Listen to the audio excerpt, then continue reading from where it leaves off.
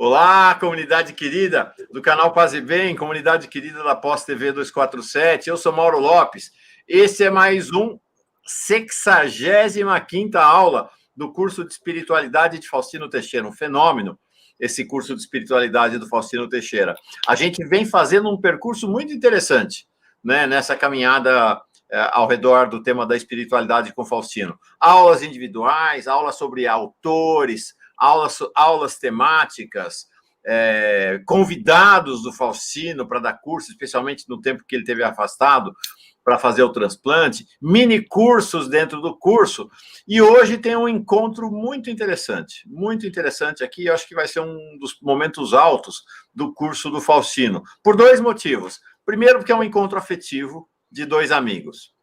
Segundo, porque nós vamos conhecer ou reconhecer uma pessoa cuja faceta da mística é pouco conhecida, apesar de ser muito intensa. Quem é mais próximo dele conhece essa sua faceta. Mas no público em geral, e nós somos o público em geral, pouca gente conhece a faceta mística de Luiz Felipe Pondé, o filósofo Luiz Felipe Pondé, um homem polêmico, um homem das mídias, um homem que não tem papas na língua e não foge de confusão.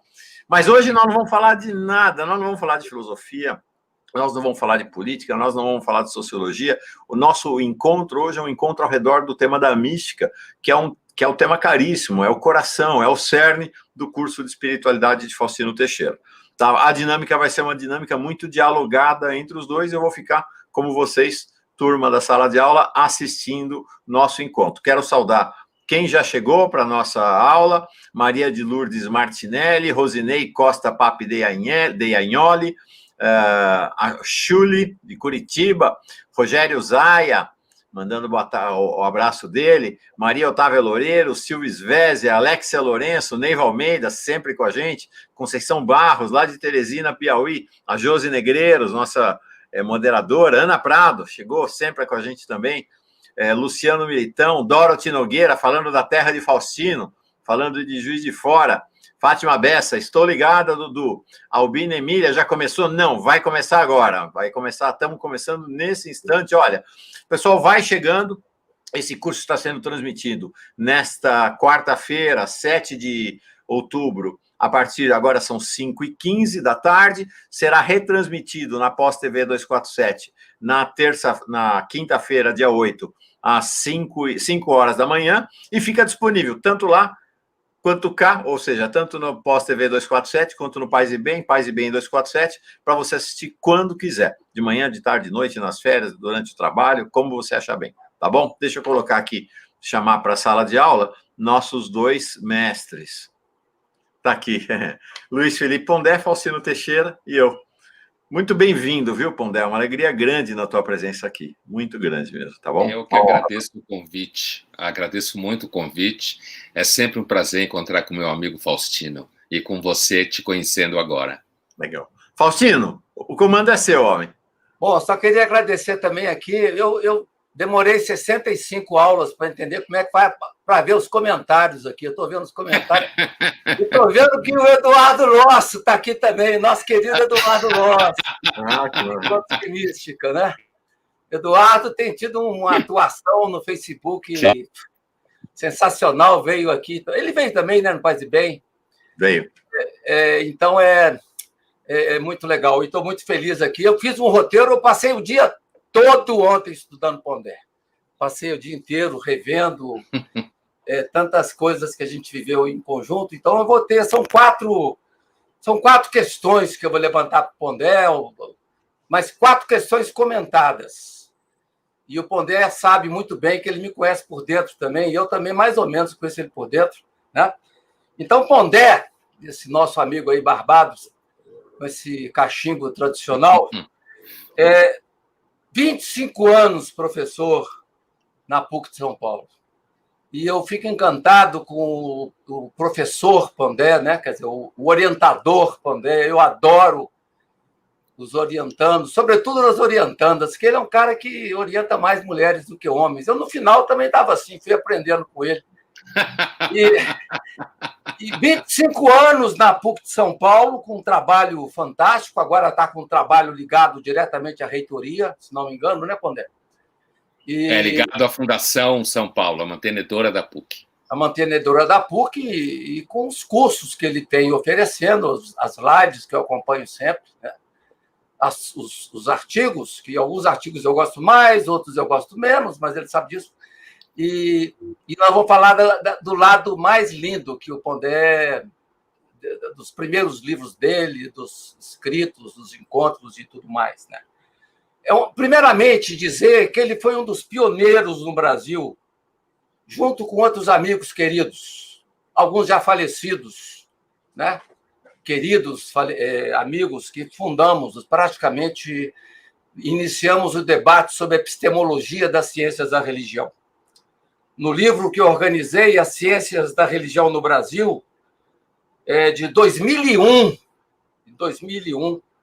o Pondé escreveu um artigo maravilhoso, onde ele questionava a forma objetivante com que a religião vinha sendo tratada em alguns programas iniciais de pós-graduação no Brasil. O artigo era Em Busca de uma Cultura Epistemológica, que suscitou e foi apresentado num seminário de Juiz de Fora, antes do seminário de Mística, foi justamente um pouco antes, foi no ano de 2000, o seminário que deu origem ao livro Ciências da Religião. E ali, nesse artigo, ele questionava o ateísmo metodológico, a exclusão a priorística da substância religiosa ou mesmo postura antirreligiosa como algo danoso para a cognição do fenômeno religioso, da dificuldade com o tato religioso e o que ele chamou de horror ao invisível na academia. E ele deu, de uma forma linda, num rodapé do artigo dele, ele tocou na mística e falou, por exemplo, estudar mística, não há como estudar a mística. Ele fala, a mística é o núcleo duro da experiência religiosa, pontuada por um saber experimental. E a academia tem muita dificuldade com o saber experimental. Não é mesmo, Pondé? Isso mesmo, meu querido. Eu me lembro muito bem desse seminário, né, em Juiz de Fora, quando a gente se pôs, nós e alguns colegas, tanto daí quanto colegas da PUC São Paulo, a discutir qual seria um aparato epistemológico para estudar ciências da religião. Eu fui para a cadeira de filosofia da religião e decidi estudar a religião por causa da mística, né? Assim, eu tive uma formação completamente secular, completamente distante de qualquer tema religioso. Nunca foi um tema, digamos assim, que na filosofia me chamou, né? Durante a minha formação, eu tive uma formação basicamente em epistemologia e ceticismo. Esse era o meu terreno. Foi aí que eu, desde a graduação, comecei digamos assim, a ficar atento à crítica das teorias, à crítica da ciência, como se organiza a ciência, o ceticismo grego. E nesse artigo, o que me chamava a atenção era o fato de que a espessura interna da experiência religiosa, ela foi, como hoje é em muitos departamentos e programas de estudo da religião, completamente alijada do universo, né? É como se... Eu lembro de uma passagem do Heschel, que é um autor que eu apresentei vezes no seminário de mística, o filósofo judeu do século XX, Abraham Yoshua Heschel. Ele comparava o estudo da religião sem o diálogo com a pessoa que tem a experiência direta de Deus, como alguém que resolve estudar uma planta, uma folha, uma flor, que fica fechada muito tempo no livro e resseca, né? Nesse texto, o Heschel está dizendo que para se estudar judaísmo, você tem que conhecer o hassidismo. E o hassidismo você só conhece vivo. Conhecer religião é conhecer pessoas que vivem a experiência religiosa concretamente. É claro que o estudo sociológico é importante, é claro que as estatísticas são importantes, é claro que os conceitos são importantes, mas o que eu tentava nesse texto era criticar uma ideia que era muito comum naquela época, o Faustino vai lembrar, que era o postulado do ateísmo metodológico, que é a ideia de que só ateus podem estudar a religião. E eu dizia que, apesar de que ateus também podem estudar religião, há uma abordagem da religião que acontece desde dentro. E a suposição, isso é uma coisa que eu fui desenvolvendo ao longo do tempo, na minha cadeira na PUC, a suposição de que uma pessoa que tem experiência religiosa é por si só e a priori desprovida de categorias epistemológicas para entender a religião é um postulado falso, né? É como se a religião deixasse você pobre de espírito, quando eu entendo que, principalmente quando você está falando de mística, você precisa dialogar com textos de pessoas que, de fato, estiveram naquele lugar. Tiveram o que os medievais chamavam de cognitio Dei experimentalis, que é justamente a experiência concreta, muitas vezes sem a linguagem, que o místico tenta transformar em linguagem, mas que mesmo assim está sempre um tanto fora dela. Então, nesse artigo, que foi um artigo cujo foco era a busca de uma cultura epistemológica, eu defendi a ideia que a cultura epistemológica tem que ser construída entre aspectos sociais, conceitos filosóficos e experiência teológica direta da divindade, seja lá que divindade você esteja estudando. Eu sempre me ocupei muito do judaísmo e do cristianismo especificamente.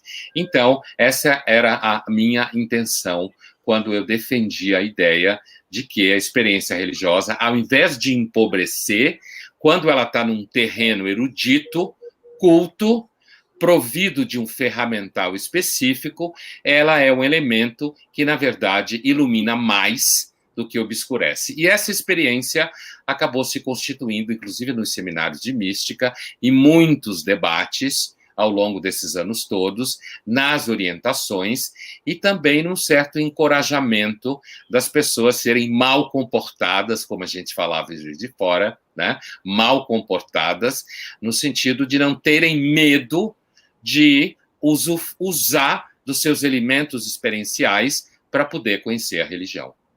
Era basicamente isso. Eu acho que nasceu essa ideia de má comportamento numa conversa minha com o Pondé, depois daquele seminário duro de epistemologia, que o Pondé é um especialista da epistemologia dura. Eu falei, Pondé, vamos deixar isso um pouco de lado, você não topa fazer um seminário mal comportado? Que eu me sinto melhor no seminário mal comportado. Eu falei, boa ideia, então vamos bolar um seminário para o ano que vem, mal comportado, e nasceram os seminários de mística. Justamente o primeiro foi no dia da queda das Torres Gêmeas. Exatamente. Foi maravilhoso. Em setembro de 2001 foi o primeiro seminário de mística, e os seminários eram num local fechado, um seminário fechado, durante 3 dias, reuníamos todos, de manhã, de tarde e de noite, trabalhando os temas da mística com os programas, sobretudo alguns aqui da UFJF, alguns da PUC de Belo Horizonte, alguns da PUC do Rio, e alguns da Federal do Rio de Janeiro, da UF Fluminense, e montamos um grupo que hoje está se irradiando por todo o Brasil com os debates sobre mística. Mas vamos lá, a segunda questão. O seu itinerário pessoal... Uma observação, Faustino? Pode. Não, porque o Pondé fez uma apresentação para nós de alguém que é absolutamente crucial na trajetória aqui do Paz e Bem, que é o Heschel. Nós já tivemos até aqui no Paz e Bem um curso do Rabino Alexandre Leone, que é um dos grandes especialistas, né, do Heschel aqui no Brasil. Seminário de mística também. Ele teve no seminário de mística? Ah, não sabia. Teve. E ele deu um curso sobre Heschel aqui, e também no meu tempo do Mosteiro de São Bento de Vinhedo, meu mestre lá, que era Dom Joaquim Zamit, foi quem introduziu Heschel no Brasil, né? Ele, nos anos 70, início dos anos 70, trouxe Heschel ao Brasil, o que é até uma coisa curiosa, né? Um monge beneditino ter trazido Heschel, ter trazido uma das águias, né, do pensamento do judaísmo, ter introduzido ele ao país. A comunidade judaica brasileira conheceu Heschel pelas mãos de um monge beneditino. acho que muito a ver com essas convergências da mística aí, a que se refere a Pondé, né? Uhum. Bom, muito bem. O relato do seu itinerário intelectual, Pondé, que eu pude ontem trabalhar, eu trabalhei ontem o dia inteiro com seus textos, né? Fui catando, fui imprimindo nos seus livros. É um itinerário denso, é um itinerário profundo, e há textos que você escreveu, por exemplo, Pensamento no Deserto, que é um clássico, onde você fala que você começou pela medicina, quando na medicina você já se deu conta da efemeridade obscena de tudo que é vivo, do traço inevitável da impermanência. Apesar de toda a prática nominalista da medicina em querer escamotear essa dissipação inevitável, para lembrar que Hilke, né? Você sublinha que abandonou a medicina não pelo que ela é, mas pelo que falta nela, isto é, a capacidade de fazer daquela percepção latente uma consciência filosófica. Aí você foi para a psicanálise, quando, então, na psicanálise, você se dá conta da força da desqualificação ontológica do homem, estudou muito Freud. Da psicanálise, você foi para a filosofia, contato com Nietzsche, esse trágico alegre na sua expressão. Não tinha ainda, na ocasião, um instrumental mais aprofundado para tratar a questão da religião ou de Deus. E tudo isso se revolvia, como lembra, naquele beabá da crítica à religião feita pelos mestres da suspeita. A questão da necessidade de Deus, você disse, revelava-se para ele, para você, né, como algo estranho e distante. E foram os estudos de Henri Bergson que abriram outras portas, levando a um desvio inesperado que envolvia a temática de mística. O percurso bergsoniano significou, na verdade, um esforço de pensar transcendentalmente. Essa intrusa, a mística, me faz lembrar a Isabelle Stenger, né, que fala da Gaia como a intrusa, no seu caso, a mística, que era a intrusa, né?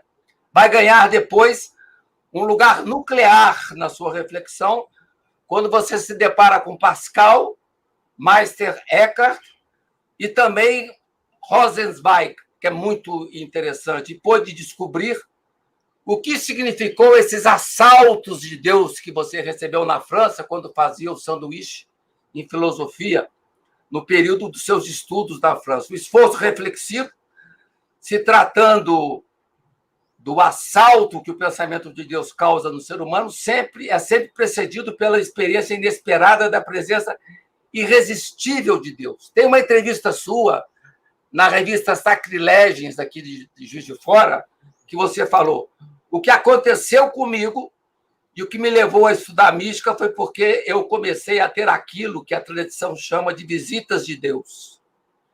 Eu comecei a ter experiências místicas. De uma hora para outra, eu comecei a perceber determinadas coisas ou tomar consciência desde o começo de uma forma muito clara. Foi a partir daí que começou essa abertura ao tema.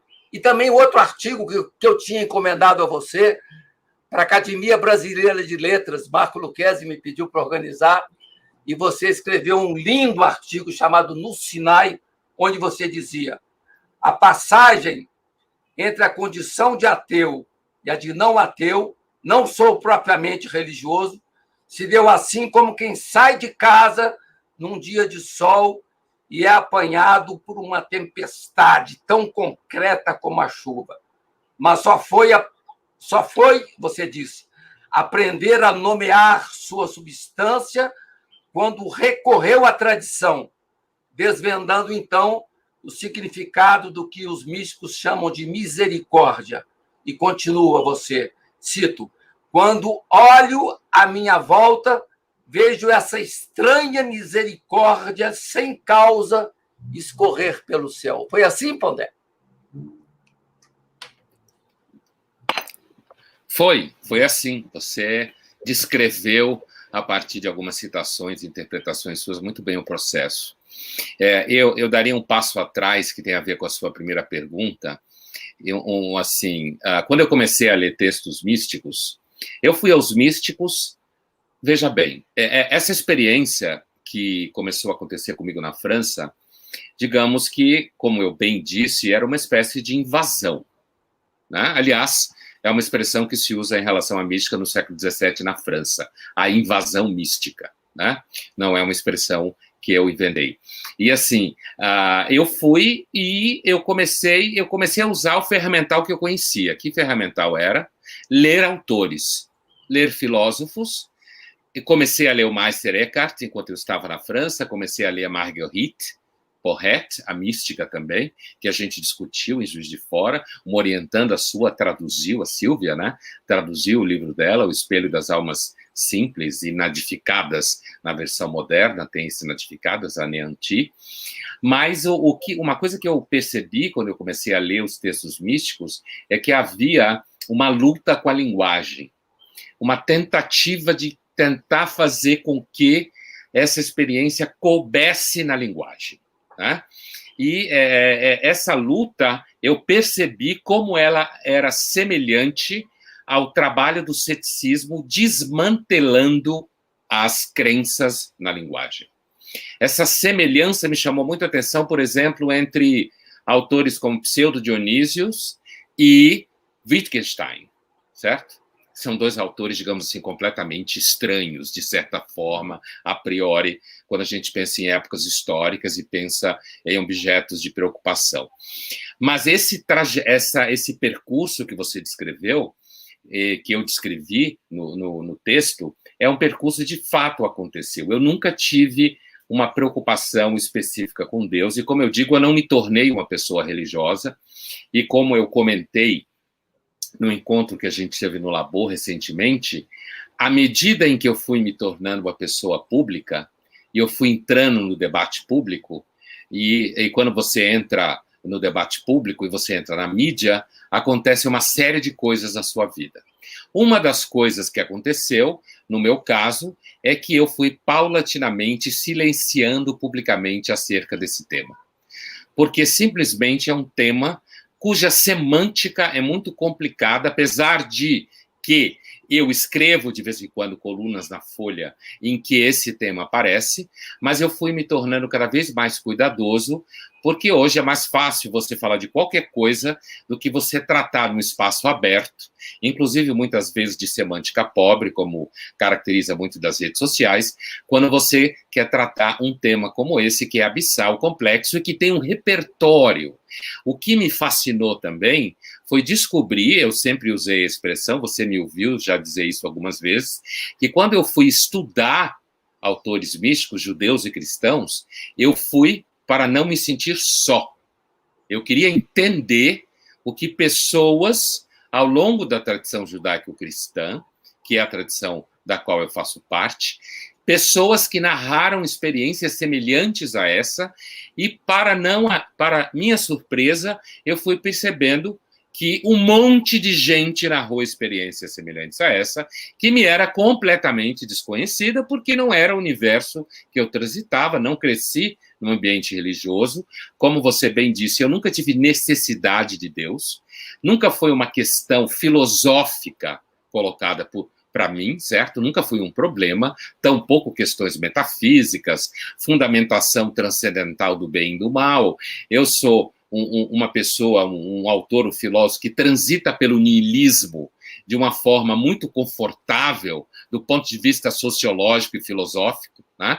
Então, às vezes eu brinco que em momentos em que eu debati com ateus, né? Eu debati com ateus de forma muito tranquila, porque uma das coisas que muitos ateus fazem é achar que eles vão chocar pessoas que falem de algum tipo de experiência de Deus. E é uma bobagem. Porque quando você tem repertório, quando você tem experiência, quando você conhece autores e autoras que falam de alguma coisa que algumas pessoas sentem e traduzem isso numa linguagem erudita, organizada, conceitual, ainda que apaixonada em algum dos casos é autor, na verdade, é muito tranquilo você discutir. Só que isso exige uma profundidade tal, um tempo tal, que o tempo da mídia profissional na qual eu me encontro simplesmente exclui essa possibilidade. Então, eu simplesmente silenciei sobre o assunto. E uma vez, você, Faustino, usou uma expressão que para mim se tornou uma expressão praticamente profissional, que é o ateu não praticante. Você usou essa expressão um dia, em algum momento em que eu estava em Juiz de Fora, não lembro qual seminário, ou se foi alguns dos poucos encontros que a gente fez depois, de teor mais acadêmico, ou em alguma banca que a gente participou junto, e junto com a apresentação da Vitória, né, sobre os Malamate, eu percebi que havia aí uma abordagem prática e epistemologicamente fundamentada de que a mística é alguma coisa que você deve cuidar, é um tesouro que você deve cuidar, e uma discussão que você deve ter em ambientes muito específicos e não em ambientes que se abrem para comentários os mais infantis, os mais bobos, como uma espécie de Nietzsche de bolso, ou Marx de bolso, ou Freud de bolso, certo? Como aquilo que se costuma chamar de ateu todinho, certo? Que é o ateu que acha que vai chocar algum adulto maduro com suas recém-descobertas da crítica toda dos autores que você se referiu como suspeita.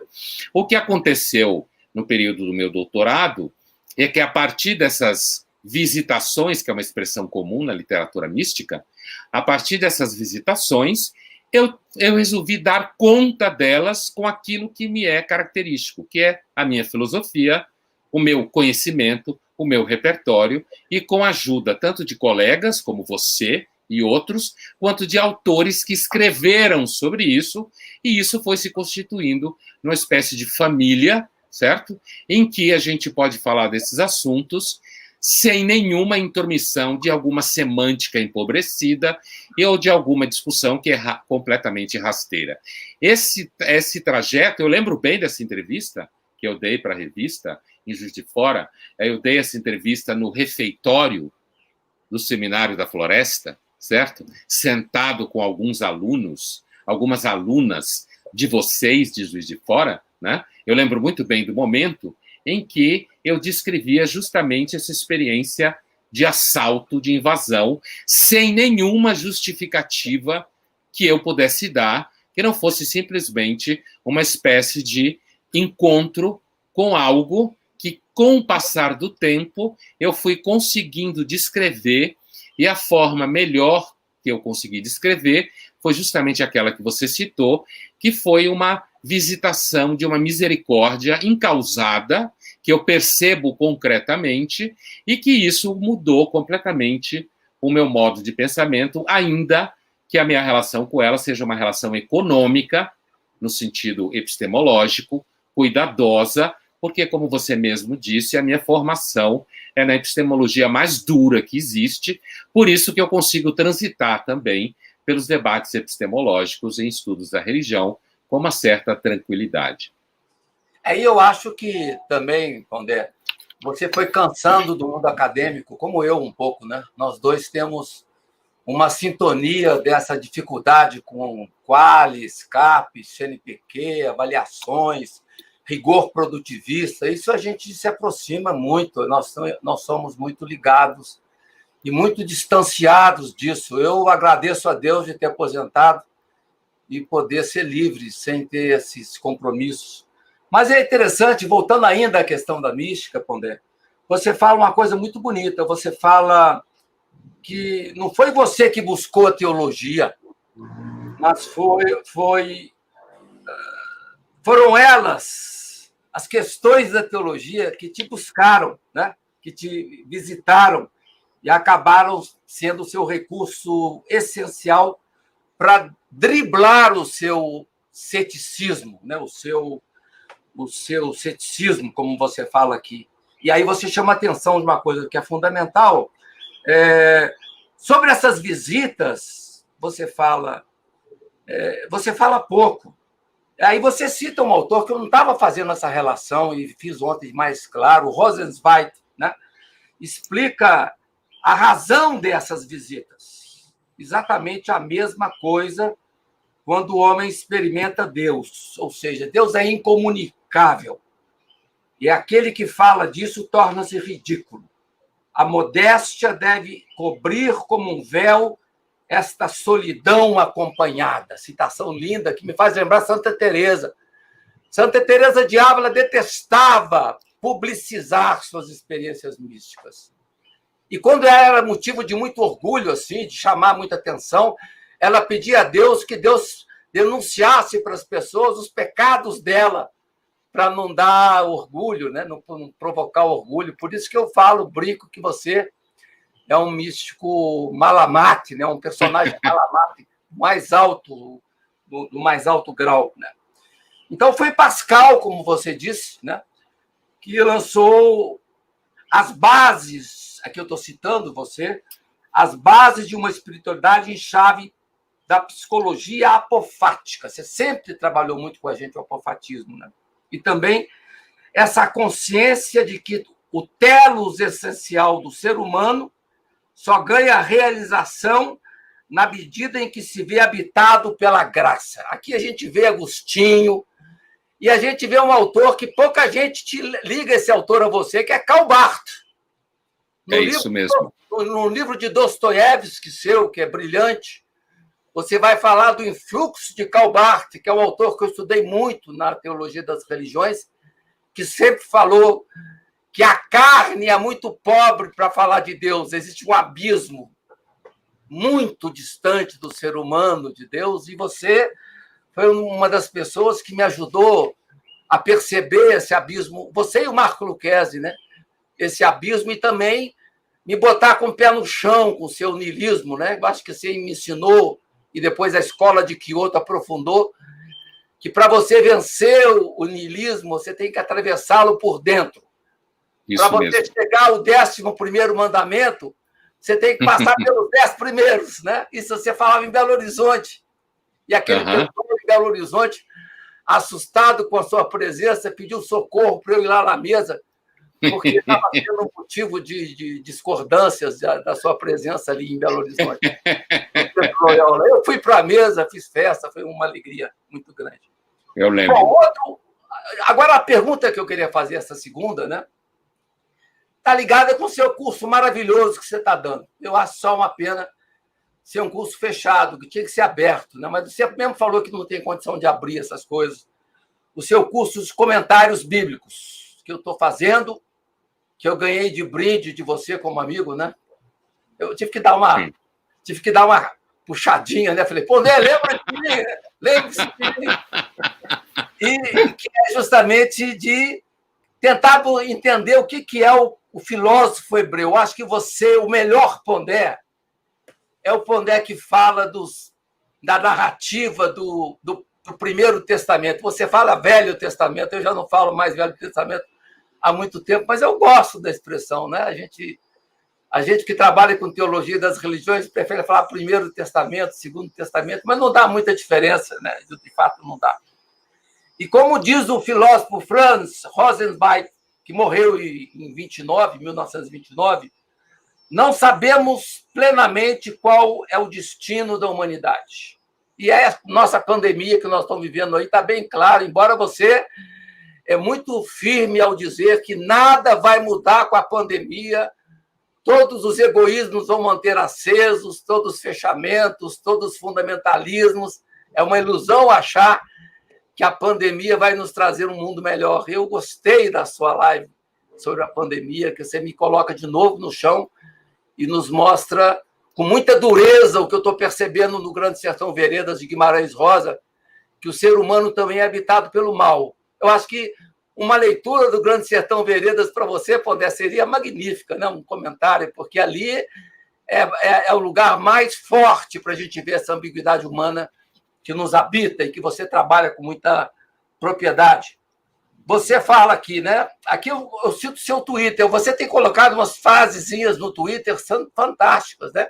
Como essas duas aqui. Eu vou tirar o óculos para poder ler. Não sabemos plenamente qual é o destino da humanidade, mas sabemos que o fazemos acompanhados de Deus. Sempre você fala isso.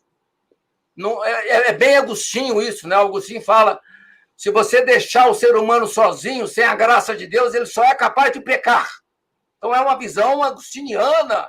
Você pegou o vergão de Agostinho, e depois de Kierkegaard, depois de Barthes, são os autores fortes que nos trazem para a realidade. E outra passagem também do seu Twitter, que você fala assim, a questão dos personagens do Primeiro Testamento são personagens exauridos de Deus. Você fala muito isso logo no início do seu curso sobre a busca do filósofo hebreu.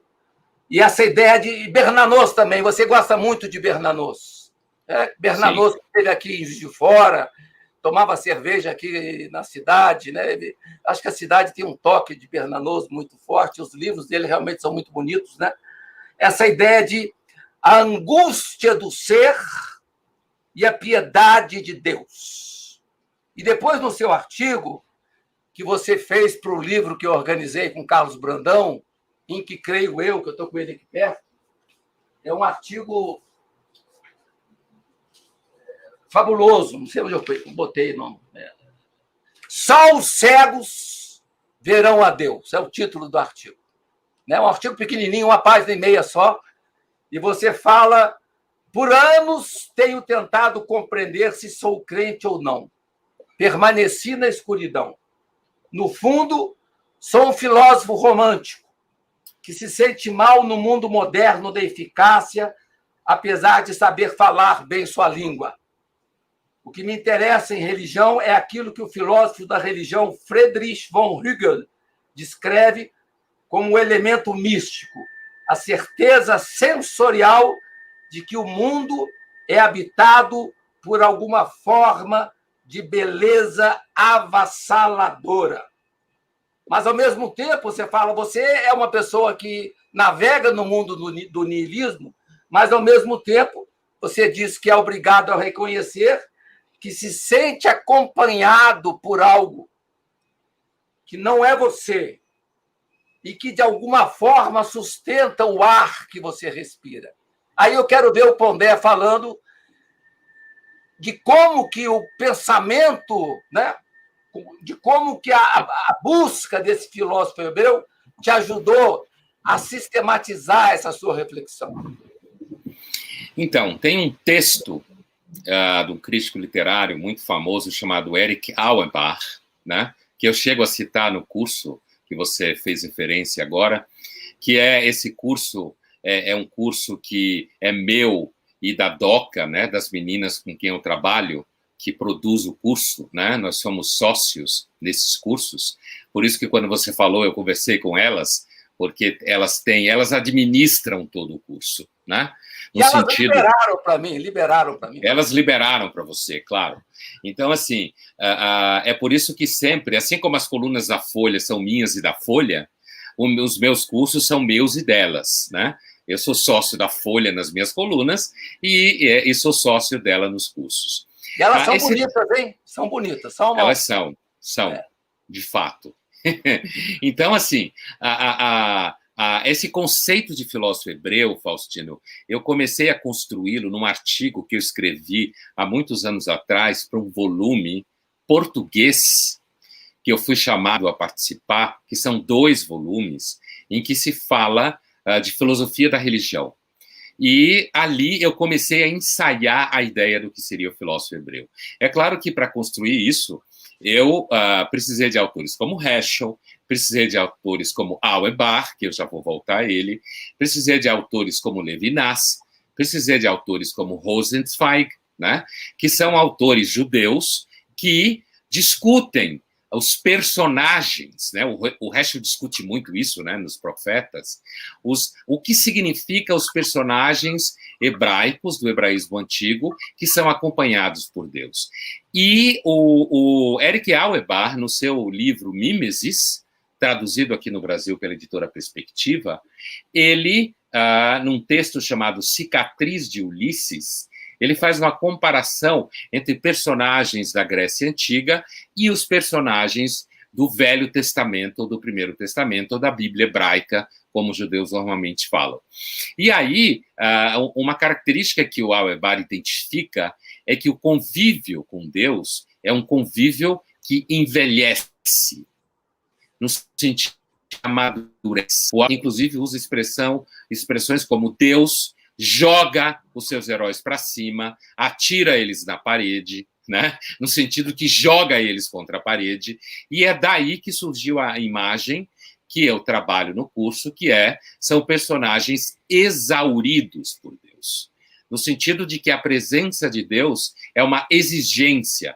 O Heschel mesmo, no texto que eu escrevi para um congresso sobre Heschel em Varsóvia, em 2007, eu faço referência a um poema, eu apresentei esse texto uma vez em Juiz de Fora, em que Heschel fala que o conhecimento direto de Deus é como você, enquanto criança, entrar num santuário absolutamente silencioso, em que Deus simplesmente continua a chamar você, mesmo que você não preste atenção.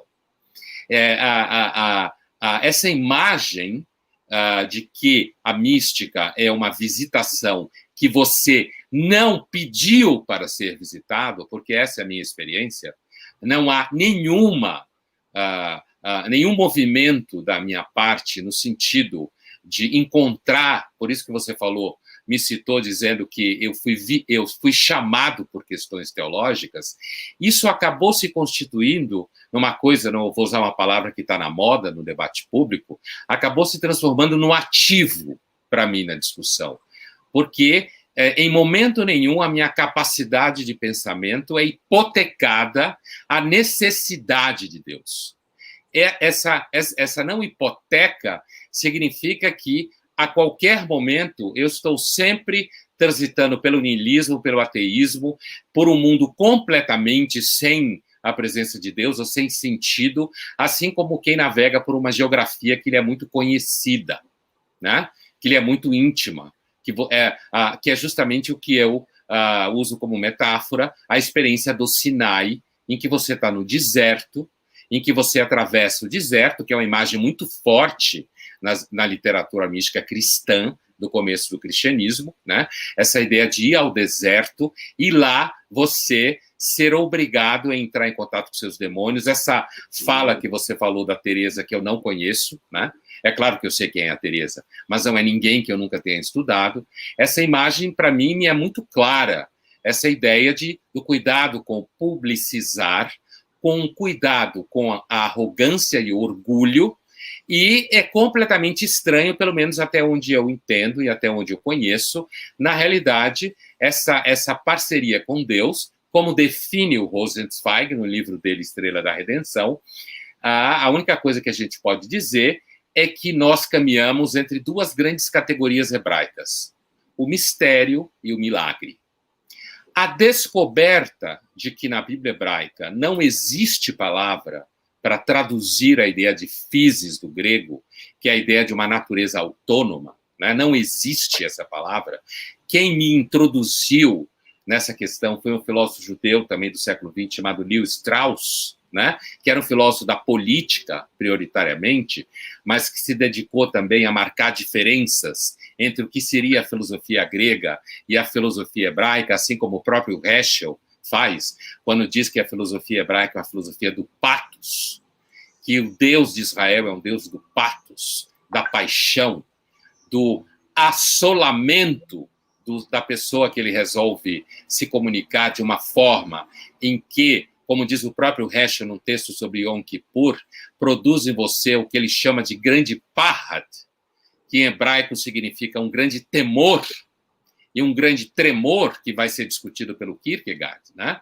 A presença de Deus, e como também fala o Bernanos, que você citou, que para mim é um autor capital, que eu cheguei a discutir também em Juiz de Fora, mas num seminário, depois dos Seminários da Floresta, que foi realizado já no prédio da faculdade, da universidade mesmo, aquele prédio novo, que fica lá em cima do campus de Juiz de Fora, em que eu discutia Bernanos, e essa ideia do Bernanos, que é, de um lado, como ele fala no Diário de um Pároco de Província, que a alma, ela, quando pensa que a angústia é algum afeto que entrou por alguma brecha do ser na alma, não, a angústia é a própria alma, que, ao primeiro momento que toma consciência de si, se não fosse a vigilante misericórdia de Deus, tombaria em poeira no primeiro instante. A gente sabe que o francês tem essa expressão, né? Tomber en poussière, tombar em poeira, cair transformando-se em pó. Isso, para mim, é uma coisa evidente, né? Eu tenho claramente a sensação de que o que mantém as coisas girando, o que mantém o mundo funcionando, o que mantém o coração batendo, é essa entidade que, nesse cenário aqui, eu trato como ontológica, que tem a ver com o ser, que é justamente a graça de que tanto fala o Agostinho, de que tanto fala o Bernanos, e atualmente eu estou escrevendo um livro que o título temporário, né, do contrato é Era do Niilismo, que tem uma primeira parte, que eu já terminei a primeira parte, que é eu transito por vários autores russos do século XIX. E na segunda parte, eu vou tratar de outros autores para falar da Era do Niilismo no mundo contemporâneo. E um autor que eu abro com 3 citações é o romeno Émile Cioran, que é um autor do século XX, um niilista clássico do século XX, né, que viveu no século XX, morreu em 95, quando eu estava morando na França, ele veio a falecer, e são 3 citações que abrem essa segunda parte, que eu vou falar rapidamente elas, que eu acho que ilumina muito bem o ponto de vista do qual eu falo. A primeira citação é quando ele diz que qualquer momento que ele se põe a pensar no mundo e na condição humana, o ar se torna irrespirável. Uma segunda citação, eu estou fazendo elas de forma sintética, uma segunda citação é quando ele diz que cada vez que ele toma consciência do não ser presente na carne e na condição humana, ele fica impactado por isso. E a terceira citação, que abre essa segunda parte do livro que eu estou escrevendo agora para a editora do Globo, né, a Globo Livros, é uma citação em que ele diz: a cada momento que o futuro me parece possível, que eu enxergo o horizonte para além do nada, eu experimento uma vitória contra meus próprios humores, que na linguagem do Cioran significa meu próprio temperamento, minha própria personalidade. E na continuação da citação ele diz: não, melhor ainda, cada vez que eu experimento uma esperança no futuro, eu sinto uma visitação da graça, certo? Então, assim, essas 3 citações parametrizam toda a discussão que eu vou fazer do Schopenhauer, do Thomas Mann, do Nietzsche, do Freud, nessa segunda parte do livro sobre niilismo. Porque aquele livro que você citou, 10 Mandamentos mais um, né, da editora 3 Estrelas, esse livro eu escrevi, o editor, então, da 3 Estrelas, o Alcino Leite, que foi o criador do Caderno Mais da Folha, ele, que agora é editor da revista Piauí, né? O Alcino, por volta de 2014, ele virou para mim e falou assim: Pondé, você precisa escrever um livro de teologia, porque você tem um repertório em teologia que a gente percebe nas colunas, e você nunca sistematizou num livro que não seja acadêmico, porque meus livros acadêmicos são todos de filosofia da religião, de alguma forma, né? E aí ele falou: eu queria que você escrevesse um livro sobre os 10 mandamentos, né? E eu dei cursos sobre uma série polonesa, do Kieslowski, sobre 10 mandamentos, dei na PUC, dei na Casa do Saber, escrevi colunas sobre ele, escrevi textos sobre ele, e o Alcino virou para mim e falou assim: você topa escrever um livro sobre os 10 mandamentos? Eu falei: topo, é um tema que eu acho fascinante, e vamos lá. E aí ele virou para mim e falou assim: mas tem uma condição, você tem que propor um 11º mandamento. Eu lembro que eu virei para ele e falei: você está de sacanagem comigo? Você quer que eu proponha uma errata para Deus? Né? Que eu diga aqui, assim, olha, tipo assim, olha, Deus, humildemente eu venho aqui dizer para você que você esqueceu de um mandamento, certo? E eu venho aqui, mero mortal, né, habitado pelo nada, dizer para você: olha, tem mais um que você devia colocar, né? E aí eu comecei a escrever o livro e eu não tinha a mínima ideia de qual seria o 11º mandamento. Zero ideia, né? E eu fui escrevendo porque a minha atividade de escrita é uma atividade natural. Aquele mais que você escreve, né? E quando eu estava lá debatendo Não Levantarás Falso Testemunho, né? Em que eu comecei a discutir a ausência de fundamento da verdade, né? E o niilismo enquanto tal, neste mandamento especificamente, eu comecei a imaginar situações em que mães, por exemplo, e eu cito alguma coisa semelhante no livro, virasse para o filho e dissesse: eu venho te buscar meio-dia, e não aparecesse.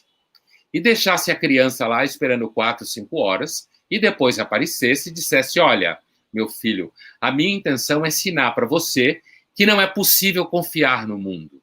Eu entendo bem o que significa não é possível confiar no mundo, porque o mundo, do meu ponto de vista, é muito difícil de ser confiável. Uma pessoa que tem uma trajetória pelo ceticismo, uma trajetória pela filosofia trágica, que eu me sinto muito em casa na filosofia trágica, né? Falar que não é possível confiar no mundo é uma coisa muito fácil. O problema é que, quando eu estava refletindo sobre isso, me veio a ideia que viver sem esperança é impossível. Não o conceito de esperança ou a fundamentação da vida na esperança, assim como quem diz a vida sem esperança não é possível, porque muita gente vive sem esperança. Eu mesmo não tenho nenhuma esperança filosófica, eu não tenho nenhuma esperança política, como você bem sabe. Eu sou extremamente cético em relação às articulações políticas. Então, eu cheguei à conclusão, entendendo os mandamentos como eu entendo, como o próprio Rosenzweig também apresenta, como o próprio Heschel também apresenta, que é um entendimento muito comum no judaísmo, que os mandamentos, a Torá, como se fala no judaísmo, que é muito mais do que 10 mandamentos, ela foi uma invasão da eternidade no seio de um povo, certo? A eternidade, o eterno, como se fala no judaísmo em relação a Deus, invadiu esse povo. Então, eu entendi, pelo menos para mim, que a esperança ela é filha da graça. A esperança é um dom que algumas pessoas recebem. Eu recebo ela em muitas pequenas doses, por isso a citação do Sioran. Cada vez que eu percebo alguma esperança no mundo, eu tenho a impressão que é uma esperança extrínseca, que é alguma coisa que vem de fora, que é alguma coisa que me é dada como um presente, e que naquele momento toda a experiência à minha volta se transforma. É uma experiência sensorial, não é uma experiência intelectual. Não é uma experiência que eu chego a partir de um exercício intelectual que constrói a ideia de esperança como alguma coisa necessária. Apesar que eu entenda esse caminho, eu entendo a importância desse caminho, ele me é estranho. A esperança, para mim, é fruto dessa sensação de que a graça é o melhor conceito para mim, nesse sentido, de que é uma função da graça. Por isso, eu cheguei ao 11º mandamento. Terás esperança no mundo, certo? Porque, no meu entendimento, só é possível ter esperança no mundo quando o mundo é visitado pela misericórdia. Eu acho que a esperança é tanto fruto da misericórdia quanto fruto da graça, a ponto de que, quando eu escrevi o livro com o Karnal e o Cortella, né, sobre a felicidade, uma das coisas que mais gerou pergunta dos jornalistas até hoje, quando falam desse livro, é porque eu disse que a felicidade é dependente da misericórdia. Só é possível ser feliz quando você percebe que existe misericórdia no mundo e que existem pessoas que têm misericórdia por você. Nesse momento, é possível você experimentar alguma forma de felicidade. Então, é isso. Eu perguntaria, eu responderia aos jornalistas que lhes falta a leitura de Santo Agostinho, né? Que isso é Agostinho puro, né? Agostinho assim, radical. E Barth. Eu quero chamar a atenção de Barth, que ninguém liga você a Barth. E como tem um público evangélico muito forte que está presente no Paz e Bem, e eu tenho um carinho muito grande por Karl Barth, né? Porque ele foi um dos poucos teólogos que, na hora do pega para comer mesmo do Hitler, ele manteve uma resistência das mais impressionantes de alguém que é visitado por Deus, né? Isso é meu carinho e a devoção que eu tenho a Karl Barth. Mas eu quero citar aqui, Pondé, quando nós tivemos a última live juntas, lá no Labor, eu saí iluminado daquela live, foi muito bonito. Eu li um texto do ex-prior, do ex-geral dos dominicanos, inglês, Timothy Bradley. E depois foi publicado vários artigos dele, eu comprei os livros dele em italiano, li fortemente, e ele está para fazer 75 anos, né? E lançou agora um livro chamado Alive in God, A Christian Imagination. É um livro que eu não li ainda, mas que eu já providenciei a sua compra. E ele faz uma reflexão sobre o livro de Reis, que você deve fazer no seu curso em algum momento, que é justamente sobre Elias, no capítulo 19 do primeiro livro de Reis, né, que trata de um tema que é essencial para nós. Depois de Elias caminhar 40 dias e 40 noites na montanha de Deus, Horebe, ele recebe numa gruta, onde passou a noite, uma pergunta de Javé.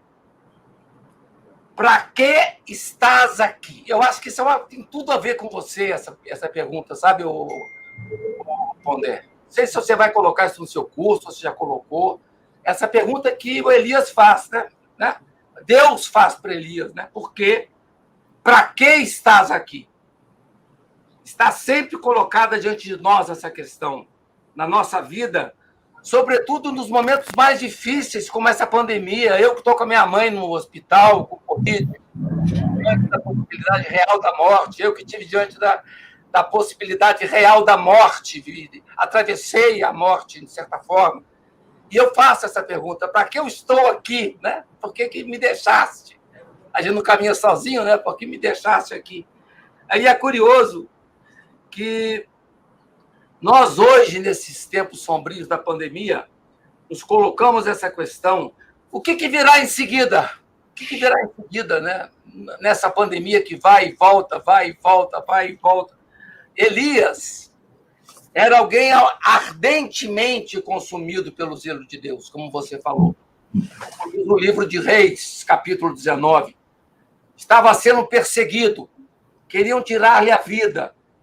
Deus o convoca para sair da caverna que ele estava escondido. E ele encontra um mistério, não no furacão ou na tempestade, mas encontra, a gente fala na suave brisa, mas a tradução que ele pegou, que ele estudou na Escola Bíblica de Jerusalém, é uma tradução maravilhosa. Ele fala, encontrou Deus no tênue silêncio. Isso que eu ouvi você falar disso, Pondé. Olha, primeiro assim, para esclarecer no curso, quando eu trato os profetas numa chave weberiana de que os profetas desencantam e desmagificam a relação com Deus.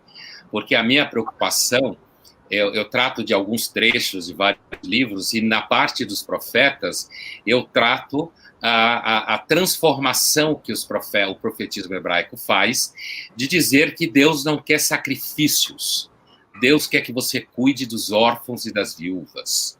Ou seja, o Deus de Israel é um Deus que pede àqueles que estão acompanhados por ele uma ação concreta no mundo. E isso daí o Weber vai chamar de desmagificação da religião, que muita gente acha que o Weber estava pensando na ciência a priori. Não. Quando o Weber fala que quem iniciou a desmagificação, o que a gente chama aqui entre nós, corriqueiramente, de desencantamento do mundo, né? O Weber vai dizer que quem iniciou o desencantamento do mundo foram os profetas hebreus, quando eles disseram que o que Deus quer não é mágica, Deus quer trabalho, Deus quer envolvimento com a realidade. Ele quer aquilo que é uma expressão muito comum no judaísmo, desde Adão, que nós sejamos shomer do mundo, como se fala em hebraico, guardião do mundo. Tanto que no judaísmo, quando você é religioso, você se refere A pessoa se refere a você como você sendo um shomer Shabbat, alguém que guarda o sábado. Guardar o sábado significa guardar a criação. Então, é esse viés que eu pego dos profetas, especificamente no livro. Porque está dentro do meu projeto lá de querer dizer que faz parte dos filósofos hebreus uma preocupação concreta com a realidade e com as virtudes que se materializam, eu não vou dar spoiler aqui no curso, mas que se materializam em 4 virtudes que no final do curso, quando eu já digo, eu descrevo o que eu estou chamando de filósofo hebreu, eu vou descrevê-lo a partir de um filósofo judeu do século XX chamado Martin Buber, que é um filósofo super importante, parceiro do Rosenzweig, numa outra tradução da Bíblia hebraica, no caso, para o alemão, Lutero já tinha feito, né, antes. Agora, essa questão especificamente, eu entendo ela plenamente, né? A minha imagem da visitação de Deus, como eu trato no curso quando eu estou discutindo o Cântico dos Cânticos, né? Como você deve imaginar, eu trabalho Davi no curso, que é um personagem que sempre me encantou muito, né? Davi. Eu trabalho o Cântico dos Cânticos justamente com a ideia, que é muito forte no judaísmo, que o Messias entra pela fresta da porta. Ele entra e ele é percebido no detalhe. Ele não é percebido em experiências grandiloquentes, mas ele é percebido em momentos onde você não imagina que ele vai aparecer. Então, essa ideia de um tênue silêncio, né, de uma presença que é muito próxima da descrição do Heschel, de uma criança que entra num santuário em absoluto silêncio, isso é justamente a imagem que eu tenho. Assim, quando a gente se pergunta por que eu estou aqui, e o meu tratamento da pandemia, eu lembro que eu escrevi uma coluna no começo da pandemia, que muitos leitores da Folha perguntaram, né, para mim, o que tinha acontecido, que eu estava sendo otimista, né, no começo da pandemia, em relação ao comportamento das pessoas. E eu respondi a todo mundo que me perguntou, eu respondi dizendo que a filosofia trágica nos ensina que o pessimismo diante da tragédia é uma perversão de caráter. Que quando o sofrimento se manifesta de forma concreta e indiscutível na manifestação da contingência absoluta, que é aquilo que o Nietzsche chama de eterno retorno do mesmo, essa luta contínua com a contingência que a gente tem pelo fato de estar lançado no mundo como uma criatura que não é necessária como Deus é, ontologicamente falando, certo? O que eu dizia naquele momento é que, diante da pandemia, o pessimismo é um pecado. E eu venho tratando dessa forma até agora. E quando eu discuto a pandemia e eu falo que eu não acredito que a humanidade vai sair diferente, é porque eu estou fundamentado. Eu li muita coisa sobre pandemias anteriores, inclusive, e não há nenhum indicativo histórico de que a humanidade mude em períodos como esse. Nenhum indicativo histórico. Né? Há avanços técnicos, há avanços de gestão, de resolução de problemas, mas, ao mesmo tempo, entre todas as histórias de pandemia que a gente conhece, de epidemias, nós nunca vivemos numa epidemia tão bem como agora. Com todo o risco, com todo o sofrimento, nós temos técnica, nós temos gestão, nós temos tecnologia imunológica, nós temos conhecimento, os médicos vão aprendendo cada vez mais como lidar com os quadros graves, e isso vai produzindo, inclusive no Brasil, que largou muito mal, graças à tragédia que é o presidente da República atualmente e o comportamento dele em relação à pandemia, em relação a tantas outras coisas, que acabou fazendo com que a gente perdesse a fé no Brasil, né, no sentido geral da expressão, quando, na verdade, a gente vai paulatinamente conseguindo lidar de forma sofrida, mas ainda assim tendo algum sucesso, inclusive aqui em São Paulo, que foi a cidade mais atingida pela pandemia, de forma primeira e de forma mais avassaladora, por conta da população, do número gigantesco de gente que tem aqui, é claro, faz com que os números absolutos sejam maiores, mas quando eu falo de... Hoje mesmo eu estava conversando com meus alunos de graduação, né? E num dado momento eu estava falando que na literatura russa, eu estava dando aula de Tolstói, né? E vou dar aula de Turgenev. Eu dizia que é muito comum na literatura russa personagens perguntarem qual é a febre que está matando agora nessa cidade. Quer dizer, a humanidade sempre foi assolada por epidemias. Assolada, né? A gente sobreviveu a um número gigantescos de pandemias e epidemias. Então, o meu realismo é, na realidade, uma profissão de fé na capacidade da humanidade sobreviver, como sobreviveu até agora, a epidemias, até agora, pelo menos, infinitamente piores do que a gente está vivendo. Isso nada tem a ver com o sofrimento absoluto de cada pessoa.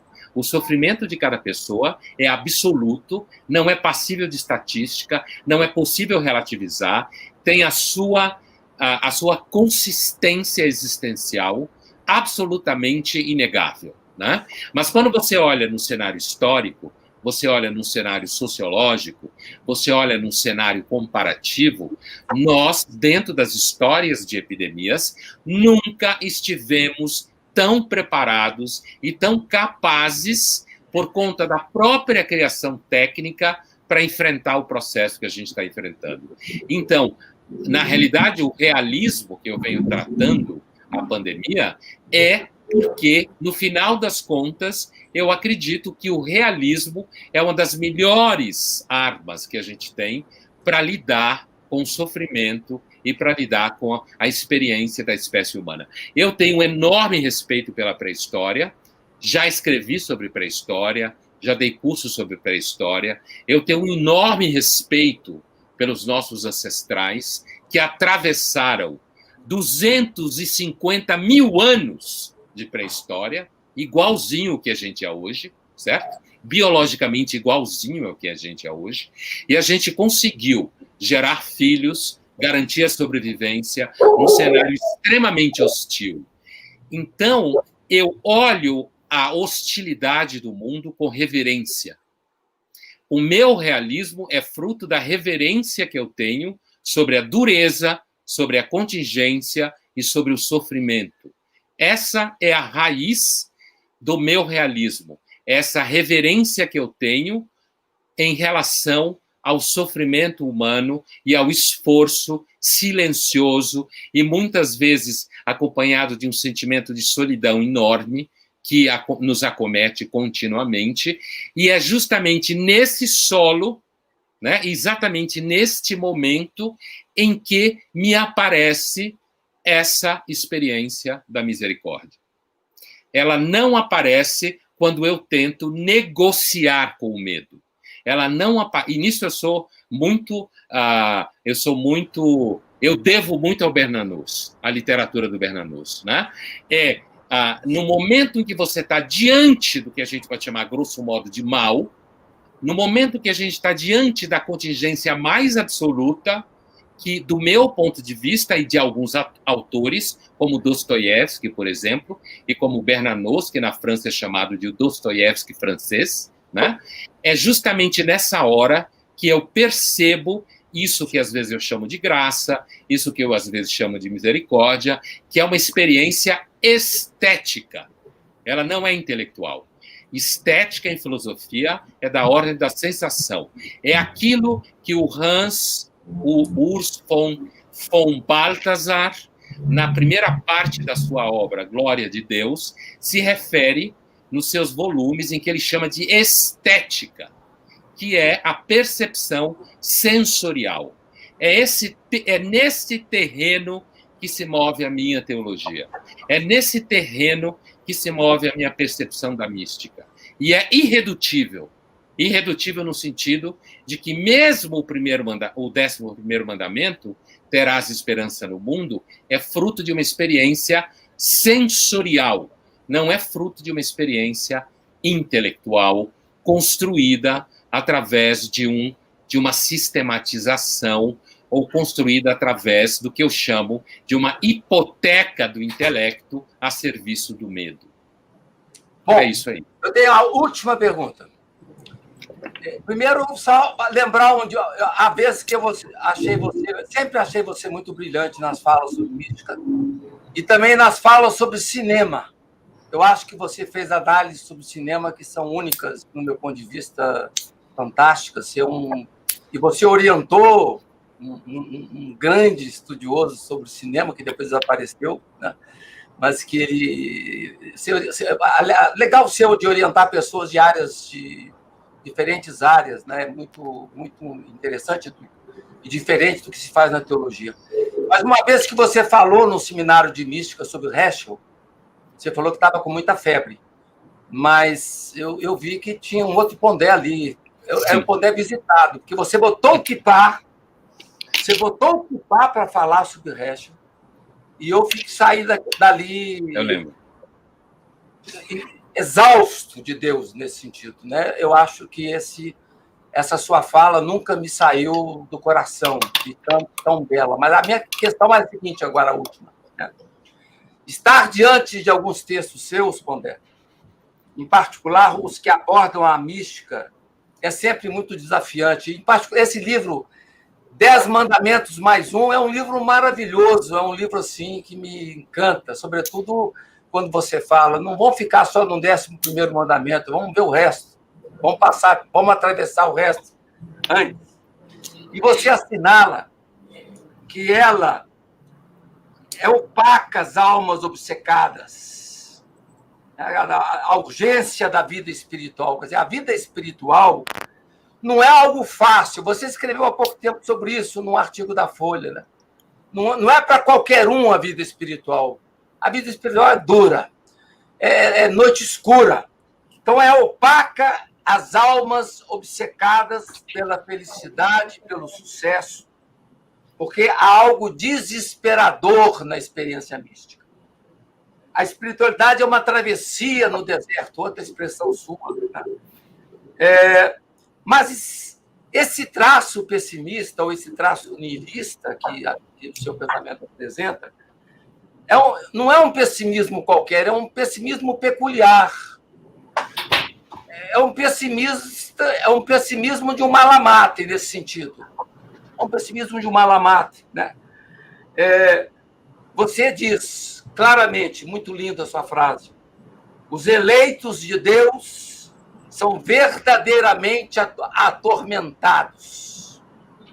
Aí eu cito uma passagem muito interessante nessa ideia sua de que a espiritualidade do cotidiano, desde que é acompanhado por Deus. E um artigo que você vai escrever, A Idiota de Deus. Eu estava lendo a encíclica do Papa ontem. Passei o dia inteiro, anteontem. Ontem eu passei lendo Pondé. Anteontem eu li a encíclica toda, escrevi um artigo, uma entrevista para o HU, que saiu hoje, ou ontem, não sei. E quando eu cheguei num ponto da encíclica, eu falei, isso é o Pondé. É o Pondé desvendado. Eu vou ler aqui a citação da encíclica e você vai poder falar para a gente, para terminar, o que é essa idiota de Deus que você escreveu tão belamente. Né? A encíclica fala o seguinte: de vez em quando, Papa Francisco, verifica-se o milagre de uma pessoa amável que deixa de lado as suas preocupações e urgências para prestar atenção, oferecer um sorriso, dizer uma palavra de estímulo, possibilitar um espaço de escuta no meio de tanta indiferença. Eu nunca me esqueço, nas suas reflexões sobre a epidemia, você falava, gente, nós temos que ir para as praças, sair também um pouco, e não ter medo de cumprimentar as pessoas, de saudar as pessoas. Nós estamos com medo de saudar. Então, quando eu li esse trecho da encíclica, eu pensei no seu artigo sobre a idiota de Deus, que eu gostaria que você terminasse falando sobre ela. Então, eu estava num seminário sobre cinema, por acaso, num seminário sobre cinema em Goiânia. Na verdade, não era em Goiânia, era em Goiás Velho, né? A cidade daquela poetisa, né? De Tomás Balduino. Eu estava lá nesse... É o foco da teologia da libertação, Goiás Velho. Não sabia. E eu estava em Goiás Velho, nesse seminário, depois eu viajei até Goiânia para pegar um voo para voltar para casa em São Paulo. O fato de eu orientar a gente em cinema é porque eu dou aula no curso de cinema da FAAP há 25 anos. Então, eu discuto filmes constantemente com os alunos. É daí que vem o repertório que eu tenho sobre cinema, né? Então, assim, eu cheguei no aeroporto de Goiânia. Agora tem um outro aeroporto, que a última vez já era esse novo. E estava lotado. É um aeroporto pequeno, completamente transbordado.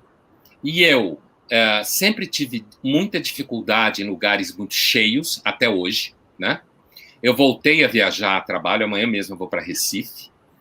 E eu, agora os aeroportos, como eles estão mais vazios, eles estão menos hostis, né, do meu ponto de vista, né, do que eu sinto.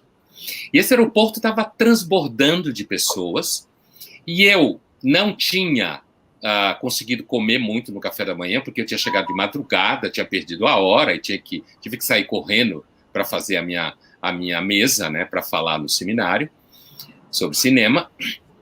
E então eu cheguei no aeroporto e estava tudo tomado. Então, por um instante, aquilo parecia a manifestação do inferno na Terra. E nesta hora, uma garçonete apareceu do nada, me pegou pela mão, certo? Sorrindo, me pegou pela mão, me levou até uma mesa que eu não tinha conseguido ver, me colocou sentado na mesa e perguntou para mim o que eu queria. É claro que aí ela me serviu e tal, mas nesse exato instante, é como se ela tivesse me tirado daquela situação em que eu me encontrava e tivesse me levado para uma outra situação em que ela era claramente a encarnação do que os russos chamam de idiotas de Deus. É uma experiência, é um termo da teologia ortodoxa russa, que é, na realidade, o que está embaixo do livro do Dostoiévski, O Idiota, né? Que algumas pessoas acham que não conhecem, acham que o personagem é idiota. Ele mesmo diz, eu sei que você vai me achar idiota, muitas vezes ao longo do romance, o príncipe Minsky, né? Mas ele diz que isso é porque eu tenho epilepsia e meu rosto é deformado pela doença. Isso fala o personagem. Então eu usei a expressão idiota de Deus porque aquela menina, com aquele sorriso, aquela garçonete, naquele momento, ela foi absolutamente, no gesto dela, foi para mim, naquele momento, ela foi absolutamente a encarnação de um idiota de Deus, que na teologia russa é uma pessoa que está, como se fala tecnicamente, taborizada na linguagem da teologia russa, que é como se a pessoa tivesse transfigurada pela presença de Deus. Para mim, aquela menina, aquela garçonete, naquele momento, ela de alguma forma me lembrou que eu não precisava estar naquele lugar do jeito que eu estava. E se não fosse ela, eu não teria conseguido fazer isso. Foi ela que fez isso, no momento em que ela me pegou pela mão, o que não é um gesto muito comum, certo?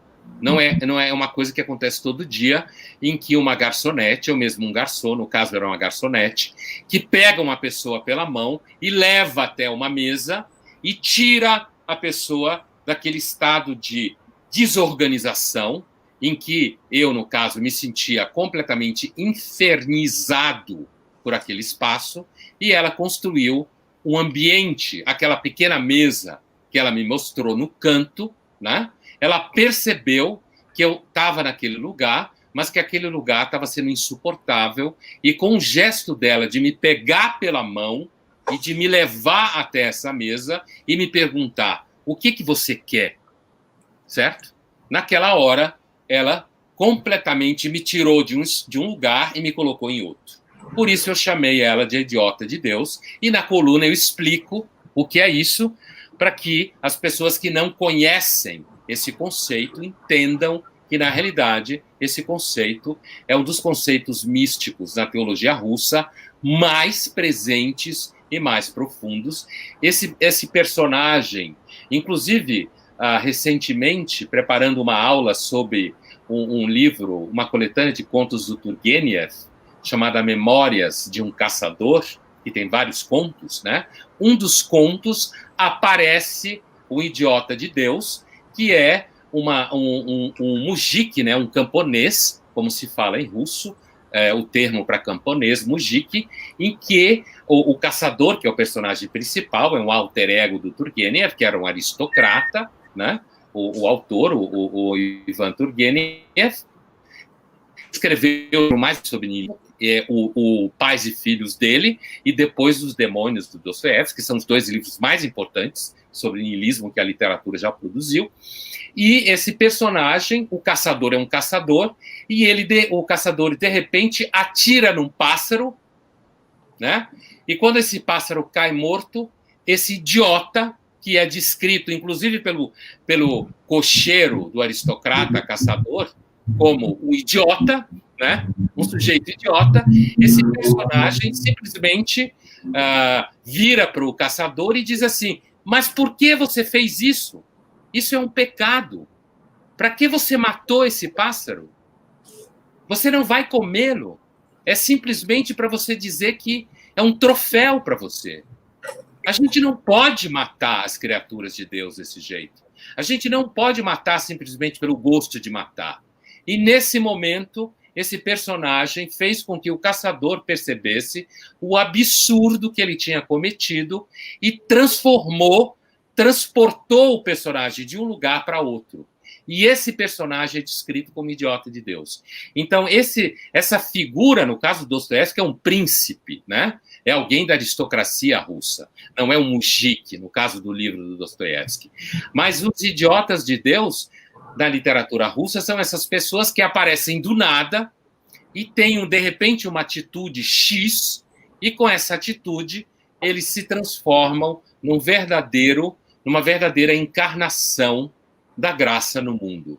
Como que um pequeno instante, um pequeno detalhe, que neste caso estava presente no sorriso dela, na mão dela, que me pegou pela mão, e na pergunta dela: o que é que você quer?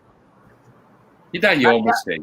Faça uma ponte com Guimarães Rosa, no momento em que o Riobaldo encontra o menino, que é de Adorim, de janeiro, que pega pela mão, e o Riobaldo tinha o costume de caçar passarinho, de matar passarinho, foi educado assim. E, de repente, de Adorim, como um idiota de Deus, mostrou e ensinou a Riobaldo a perceber as belezas da natureza. Me veio essa imagem.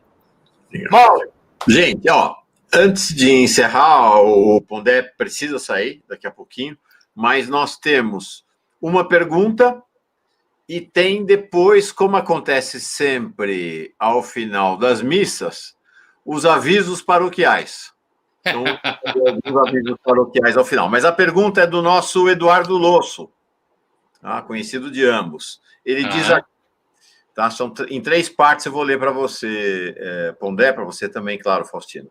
Geralmente, quem gosta de estudar mística a associa a nomes da tradição teológica cristão-judaica. Queria saber o que Pondé acha da tradição esotérica. E ele continua, que inclusive é importante para pessoas como Bannon e Olavo de Carvalho, que leram muito René Guénon, por exemplo. E Guénon também foi lido pelo Breton surrealista e por Guimarães Rosa, a que o Faustino se referiu agora. E ele continua e encerra aqui a pergunta dele. Baudelaire, Blake, Victor Hugo, Balzac, Borges leram com muito gosto Swedenborg. O que Pondé acha do lugar dessa tradição tradicionalmente banida da academia, a tradição esotérica? Olha, essa não é uma tradição à qual eu me dediquei e me dedico. Eu lembro muito bem do Losso.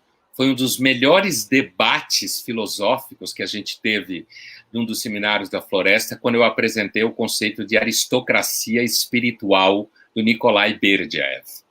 O Losso sentava e levantava da cadeira com aquele caderninho que ele tomava nota, né? Hoje é computador. Hoje é computador, né?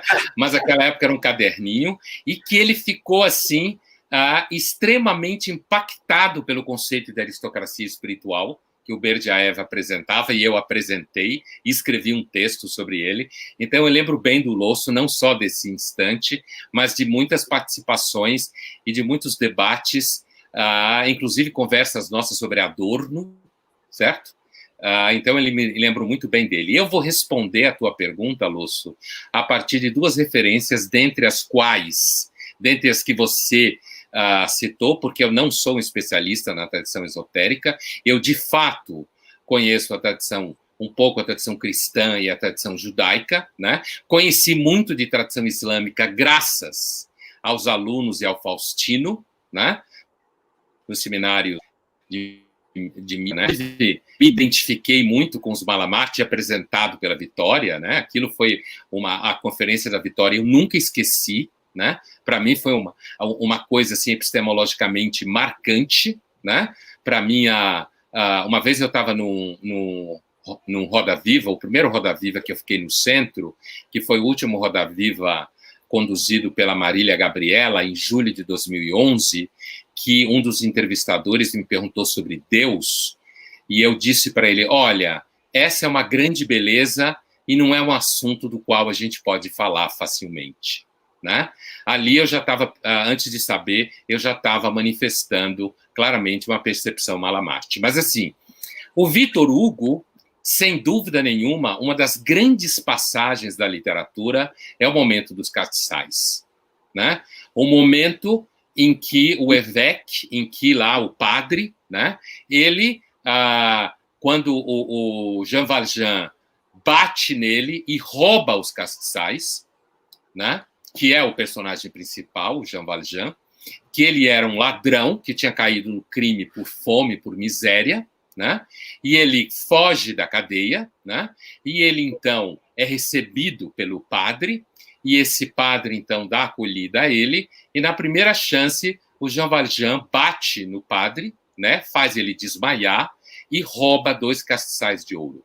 A polícia pega o Jean Valjean, e o Jean Valjean fala para a polícia que o padre tinha dado para ele os castiçais, né? E aí a polícia leva o Jean Valjean até a casa do padre, desconfiando completamente, tendo razão, né, do ponto de vista dos fatos, de que o padre não tinha dado ao Monsenhor, né, o évêque não tinha dado os castiçais para o Jean Valjean, e o Monsenhor olha para o Jean Valjean e pelos policiais e diz, ainda bem que você voltou, você esqueceu o seu dinheiro aqui. E dá dinheiro para o Jean Valjean. Né? Essa é uma das cenas da literatura e é a cena que vai transformar o Jean Valjean no personagem que ele será no resto da história. Né? Então, acho que essa cena dos Miseráveis é uma das maiores cenas da literatura que mostra como a atitude de uma pessoa que sai da regra, no sentido daquilo que a gente normalmente toma como óbvio, e transforma a vida de uma pessoa. Com relação ao Swedenborg, que eu tive acesso através do Borges, né? O Swedenborg, ele tem uma história que ele conta em que pessoas chegam no paraíso, uma pessoa chega no paraíso e o paraíso está vazio, né? E parece ter uma história racídica. E essa pessoa estranha que o paraíso está vazio e pergunta a Deus se ele não era possível que ele fosse o primeiro homem que fosse para o céu, né? E Deus diz, óbvio que não. É que eu faço uma pergunta e as pessoas não conseguem responder, não tem uma resposta positiva, né, real, e elas desistem do paraíso. E aí o personagem pergunta, qual é essa pergunta? E Deus faz para ele a pergunta, e a pergunta é a seguinte, o que você fez na vida que você amou tanto que você seria capaz de fazer por toda a eternidade? Né? Quer dizer, essa pergunta sobre a nossa capacidade de amar, que nos leva ao coração de autores como Schopenhauer, o desespero diante da vontade, né? Que o frustra, ou nos frustra, ou nos entedia, essa passagem, eu achei uma passagem profundamente enraizada no problema do desejo e do amor no mundo e da dificuldade que seria pensar a eternidade. As pessoas muitas vezes falam de eternidade com muita facilidade e eu não consigo pensar a eternidade de uma forma simples. Eu não consigo me enxergar na eternidade, eu não me sinto capaz de viver na eternidade. Então, essa história para mim foi muito marcante, assim como a história do Victor Hugo, da passagem do Jean Valjean com o Évêque. Então, são essas duas coisas que eu consigo falar para o nosso amigo Losso, porque, de fato, eu sei da importância do Olavo de Carvalho, que não é uma figura que transita pelas figuras que me formaram, de forma nenhuma, né? De forma nenhuma. Acho uma mente excessivamente conspiratória, excessivamente agressiva, né? E que me parece muito estranha ser uma mente que transite pelo espaço do que é eterno ou do que é místico, porque eu não consigo não enxergar esse espaço como o locus da misericórdia por excelência. Absoluta misericórdia, né? E, então, eu nunca me dediquei à tradição esotérica enquanto tal, eu só consigo dar conta desse universo cristão e judaico, que, para mim, já é um afogamento contínuo. Maravilha. Ó, já vou falar de Pondé. Pera lá, quer dizer, vou continuar falando de Pondé, mas antes de encerrar, deixa eu fazer os 2 avisos paroquiais. O primeiro está aqui, estou mostrando pondécursosonline.com. Então, o Faustino fez referência mais de uma vez, de maneira entusiasmada, aos cursos que o Pondé, e o Pondé também fez referência, e são os cursos que ele vem dando, e as pessoas aqui me perguntaram, algumas pelo WhatsApp, algumas aqui na nossa área de comentários. O que são esses cursos? Então, é um canal no YouTube que o Pondé abriu, como ele falou, em sociedade com essas meninas, como ele denominou. Meninas bonitas. Oi? Meninas bonitas. Para cursos. Inclusive, é muito bonito. O endereço é esse que eu mostrei. E, de fato, uma página muito bonita. Estou mostrando aqui para vocês agora. Deixa eu ver isso. Está aparecendo aqui, tá? Então, aqui a página. Então, tem os vários cursos oferecidos. Não é um curso só, são vários cursos, né? Os filósofos que me formaram, comentários bíblicos, pecados, uma anatomia da alma, enfim, vários cursos. E este ao que o Faustino se referiu mais de uma vez, é esse aqui, está lá, é uma das abas ali, comentários bíblicos e a busca do filósofo hebreu. Então, quem tiver interesse, vai lá no pondécursosonline.com. Só preciso dizer que nada disso estava combinado com o Pondé, tá? Não tem nada de comercial aqui, não. Esse aqui ele nem sabia que eu ia falar, mas achei que valia a pena contar para quem está aqui.